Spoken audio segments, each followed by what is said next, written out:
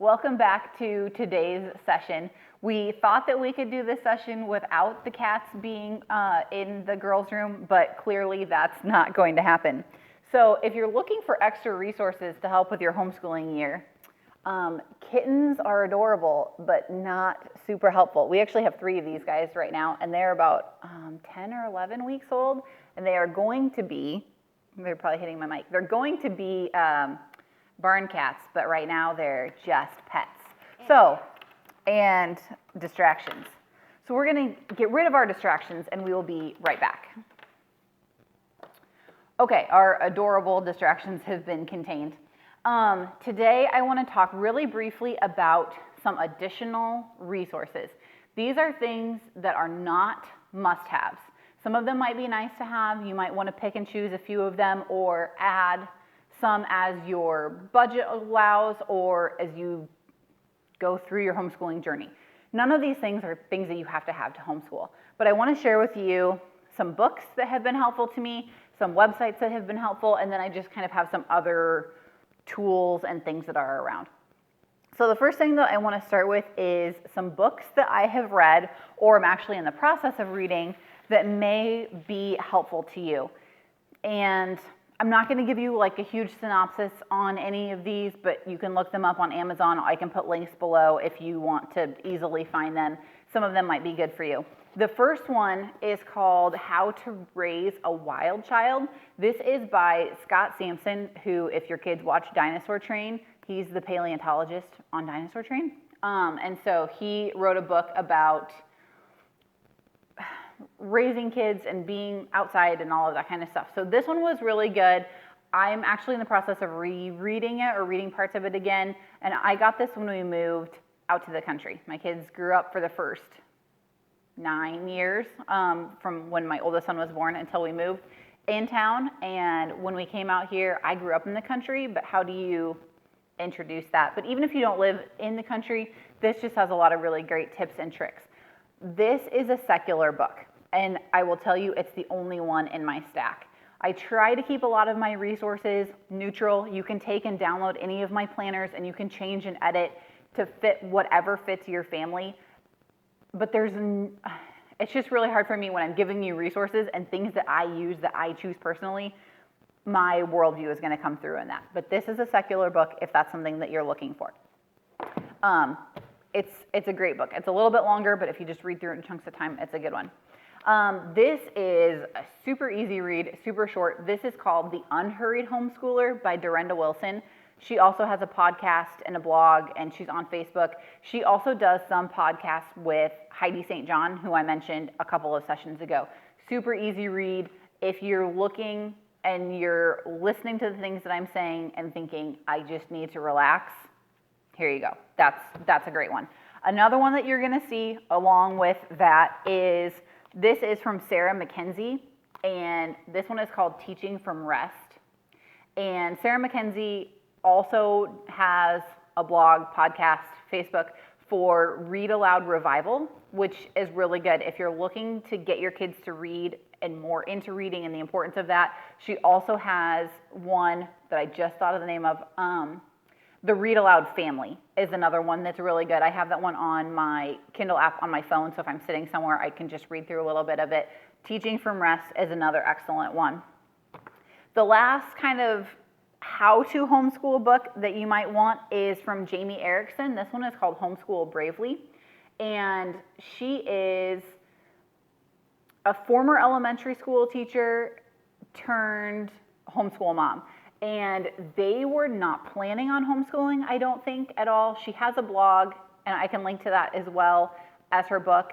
And this one is especially great if you are really questioning or unsure in your ability to homeschool. She goes through a lot about how you get started and how you make that decision, how you kind of take ownership in this. And so this is a great one as well. Do you need to read a book on how to homeschool? No.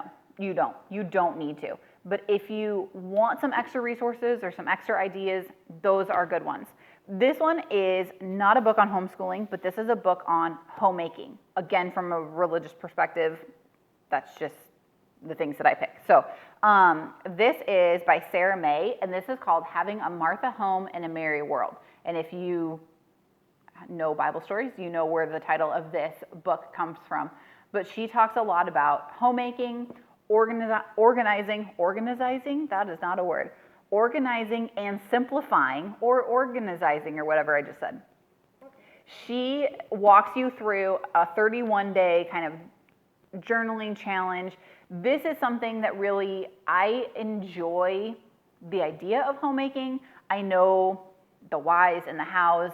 That's a lot of what I learned when I was teaching and in my post-secondary education, but she makes it really practical. So if you're wanting something, if you're thinking, okay, I can probably like homeschool my kids, but how do I do everything else? This would be a great one to kind of help get your mind wrapped around that. So those are just some of my favorite books. Are there other excellent books out there? Absolutely. Again, you don't need a book, but if you're thinking, I just want to read something else, or if you really love to read and like having to watch YouTube videos and stuff is more than you can handle, you want to be able to read something, those would be great places to start. Read the Amazon reviews, check them out for yourself, however you feel like you see fit, but those are ones that I really enjoy. Okay, websites. I'm going to tell you a few websites that I like. There are literally a million others, and they are probably just as good. My recommendation on websites is this. Find a couple people that you really like. You like their printable style, you like their writing style if you're going to read their blog posts, you like whatever. Find a half a dozen people that you really like and follow them. The age of your kids, that kind of thing. Otherwise, you get down the bunny trail to never land. Like it's overwhelming. So I try and go to a couple people that I like. If they have a resource, I get it from them. I don't go and pick and choose. I try and really keep it consistent. Otherwise, I would sit down to print one thing and 4 hours later, I'm on Pinterest for something that I wasn't even there to start with. So it's a good place to get started. Again, following people on Facebook is fine. Some of the websites that are helpful that I've mentioned in a couple other previous videos, but I want to make sure. If you're looking for free or very inexpensive curriculum, like full curriculum, here's a couple of places to start. I mentioned Khan Academy. Khan Academy is free. You can go in and set your kid up on a math class, a science class, whatever. They can watch the videos, they can read, they can do the quizzes. That's a really good, you could use that. I know there's people that use it as full curriculum. If you Google search them, there are people out there that do it. It's also a really great supplement. My son did math last year, and it was good because it was just a different change of pace. The other thing with Khan is a lot of their things will follow along with Common Core. So if you're very, very against Common Core, it's probably not what you want necessarily to go as your first resource. If you know your kids are going to go back to school in a year or so, you might want to kind of lean that direction to keep them, maybe more in line with what they're going to get when they go back to school. But all of their resources are free. Easy Peasy is a full curriculum. You can go in, print their stuff. It gives you the websites or the links or the books or whatever you need. I have not used it personally with my kids, but I know tons of people that use it successfully, and it's all free. So if you're thinking, we just have to get through this year, or I don't know where to start, I don't know what my style is, I don't know, that might be a place that you could start for free and just kind of get your feet wet. I also mentioned in a couple of my videos, The Good and the Beautiful. They have a lot of curriculum and they're expanding constantly. When we started using them a couple of years ago, they were very small. They had language arts and they had a few science units, and now they've added math and they had history, but they've been adding history. And they've added upper levels for junior high and high school in language arts and all that kind of stuff. So they are expanding very, very rapidly. But if you go to their website, I'll link it, all 5 levels of language arts, 1 through 5, are free. You can download the entire level, the reader that goes along with it, the phonics cards, the whole 9 yards. You can print it yourself. That's another good place. If you're feeling lost and overwhelmed and you don't know where to start, you can get free curriculum there and try it out as well. They also have, I believe it's marine biology, that their whole science unit, you can download that whole unit for free. I don't remember how many lessons. I want to say somewhere in like 15, 16, 17 range. You can print off the whole thing and do that with your kids if you want to just get your feet wet. So those are free resources. Feet wet, huh? Yep, sorry. Okay, mom joke for the day. If you like their stuff, they obviously have lots of paid things that you can purchase as well, and they're a great curriculum. The one that we're using primarily, I've mentioned it before, my girls are using the Good and the Beautiful math, but our primary family style curriculum is from Gather Round Homeschool. Again, link below. You can get 2 full sample weeks. One of them, I believe, is Africa, and then the other one is Earth Science.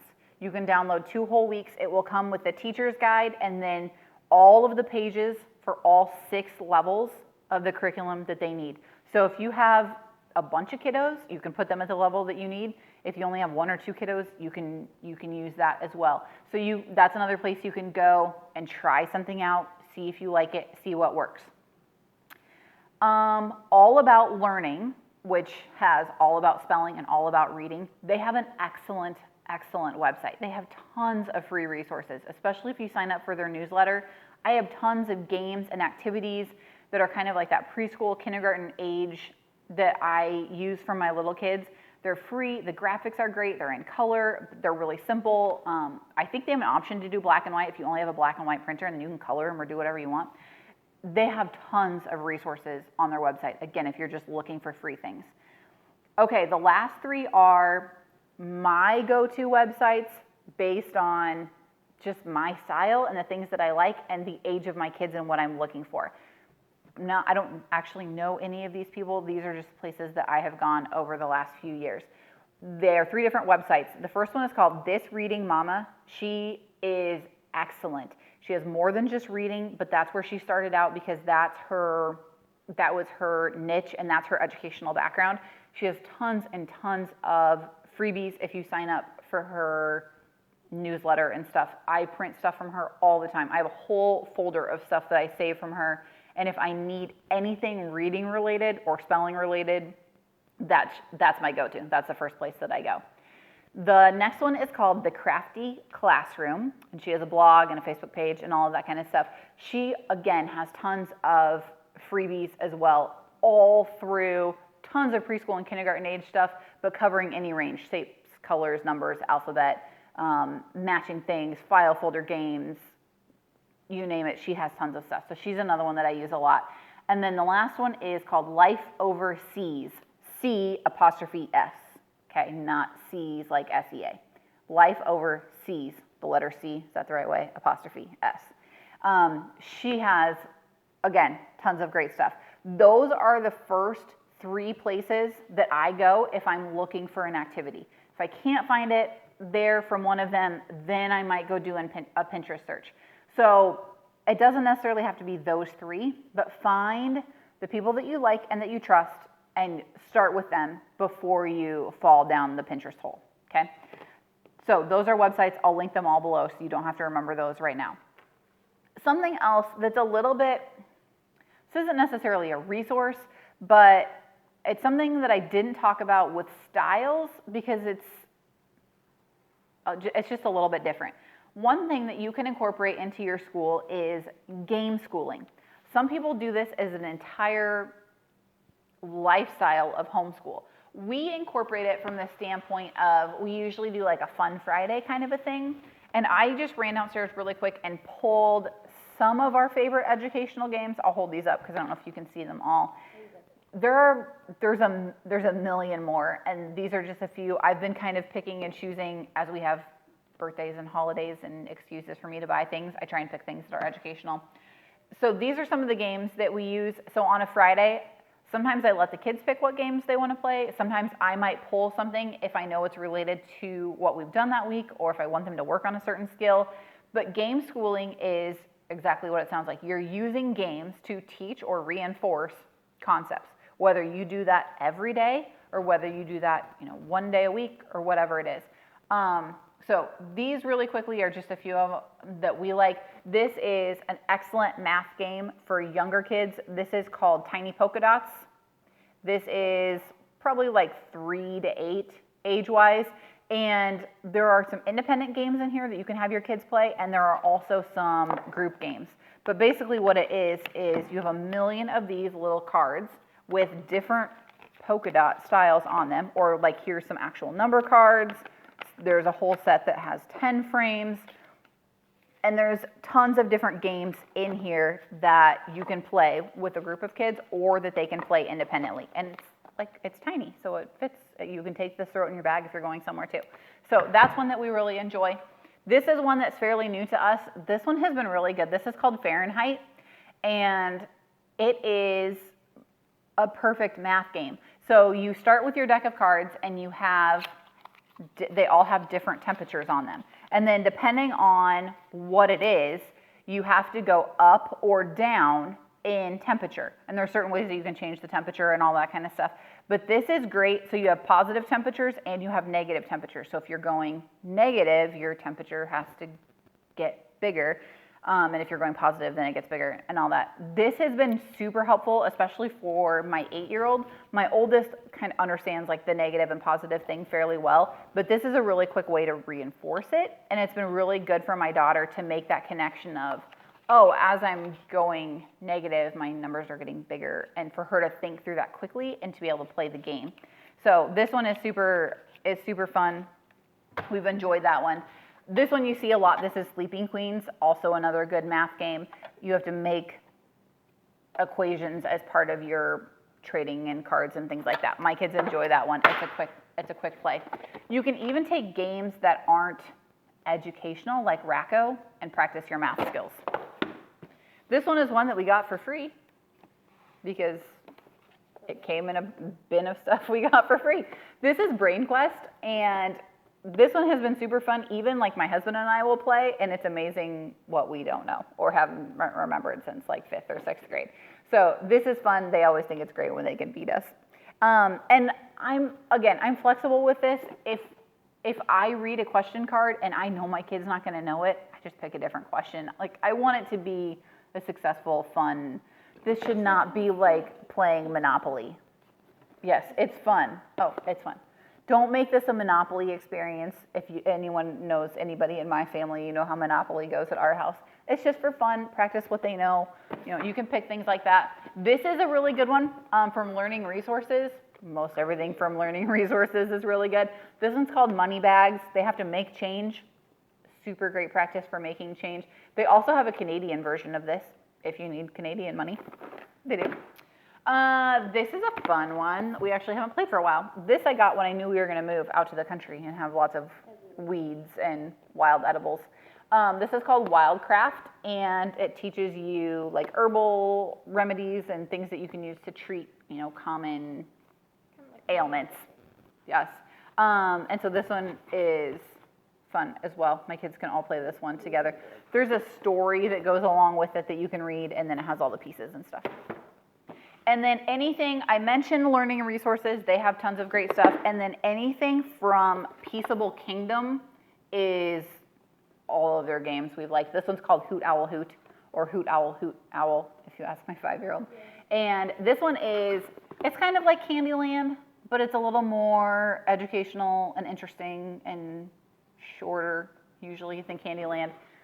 Same kind of principle. Most all of their games are cooperative. So like in this one, you're moving your colors, so you're practicing your colors, but you can move any owl. So you're not racing to get your owl there, you're racing to get all the owls there. So you're working together before the sun comes up to get all the owls back to their nest.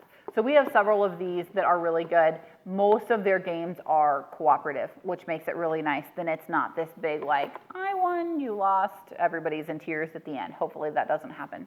So game schooling, whether you add that as a little portion of your learning style or whether that's your whole basis for your curriculum, I can link to a couple of the common Facebook groups or websites that are good for game schooling. Okay, then my last couple of things really fast. There are tools that are nice to have when you're homeschooling. Lots of people want to have a laminator and a binding machine and all of that kind of stuff. Those things are nice, but they're not necessities. You don't have to have those things. But you can get them as time and budget allows. Okay, so you can get an Amazon basic laminator and get generic sheets, and you can start laminating stuff, for less than $40. Binding machines are a little bit more expensive. I have a couple of videos on some of the tools that we use, but again, I didn't have all those things when we first started. I think I had a laminator, but I bought that when I had a classroom, when I wanted to be able to laminate stuff at school. You can look for those things, and you can look for them on Marketplace and stuff, but don't feel like you have to have all those things to get started. That's all I'm going to say about tools and supplies. Other things that are kind of nice to have or resources to get you started. One thing I printed off was I printed our menu plan. I guess I could have gotten this off the fridge. I don't know. I printed another one. But these things, anything that you can prep in advance that you don't have to think about during the course of the day will make your life easier. If you can walk in at night and go, oh, I know I have all the food for all these 4 meals for this week. We can have this based on whatever time it is. Like earlier this week, my husband got home earlier, and I thought, oh, great, I'm going to make this thing that takes longer because we have plenty of time, and I can just do that and relax. And then we ended up being outside and playing, excuse me, with the kids until after it got dark. One day I don't have water sitting next to me. And we came in, and it was really late, and then I was like, well, I'm not going to start doing that now. So I looked at my thing, and I thought, oh, I can make that chicken, and I can throw it in the oven in 15 minutes, and we can eat. But I had all this stuff. I didn't have to come in and think about it. Or on nights that I know we're going to be out, when we have church on Wednesdays during the school year, I always plan a crock pot or an Instant Pot meal for those nights. I can have it done and in the crock pot before we go, and we get home, and it's done, and it's ready. Because we eat super late. Most people would eat beforehand. I realize that. But if that's where you are, that's fine too. So we eat the same stuff all the time anyway. So for me to have a whole month of stuff planned out, it's not a big deal. I also kind of give myself categories so that it's like all of a sudden we're not eating casserole all week long. So I kind of give myself categories, and then on the weekend we're a little bit more flexible.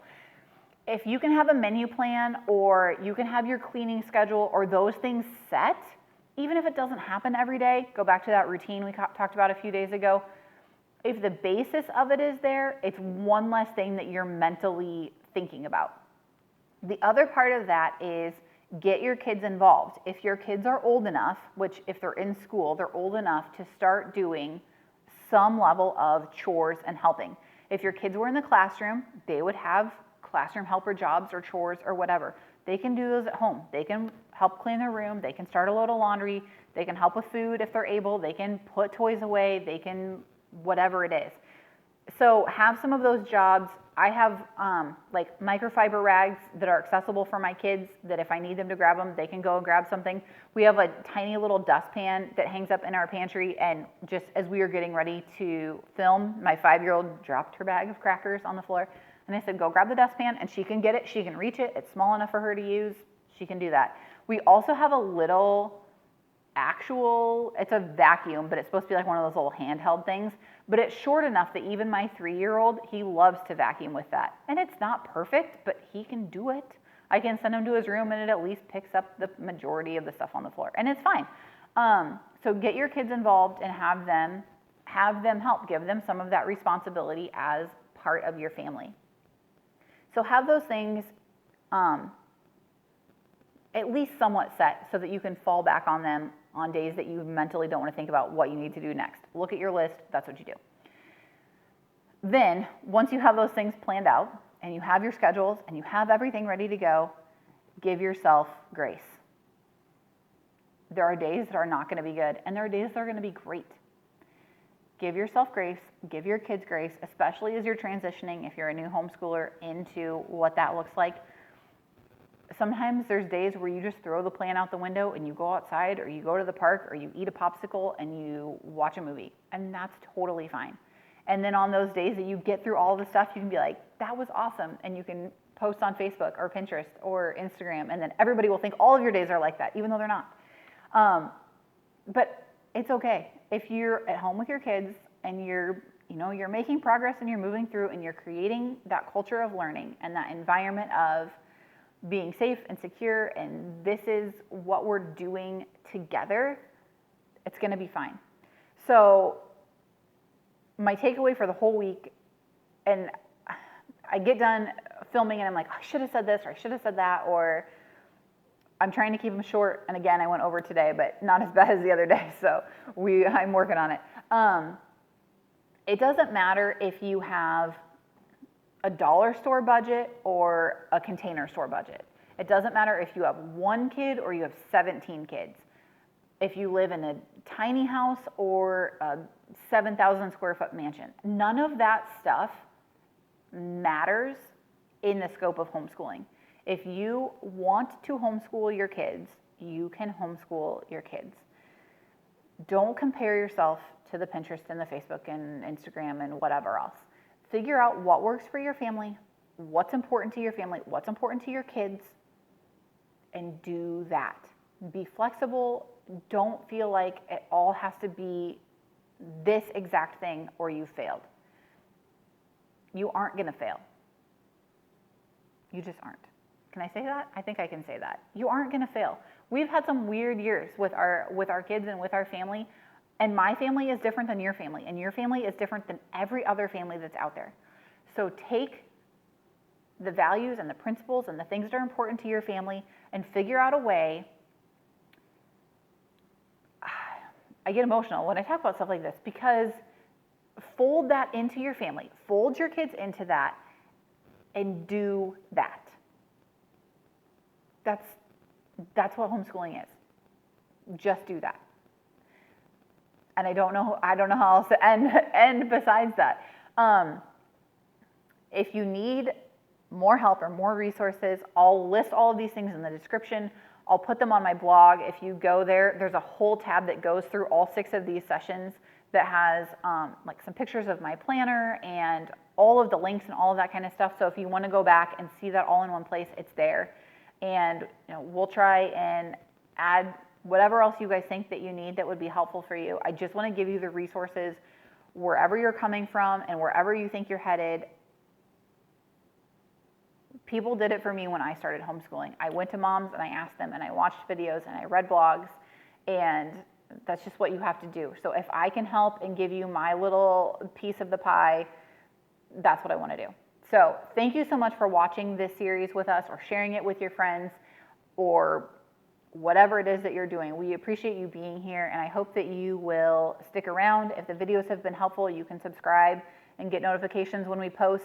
I don't post videos every day like this. This is totally out of my realm, but I just had to put myself out there and put my heart out there, and hopefully it's helpful to some of you. So thanks so much for sticking around. I wish you the best of luck in your homeschooling journey, however that looks and wherever that may take you. And if there's anything we can do, we are here to help. So happy homeschooling.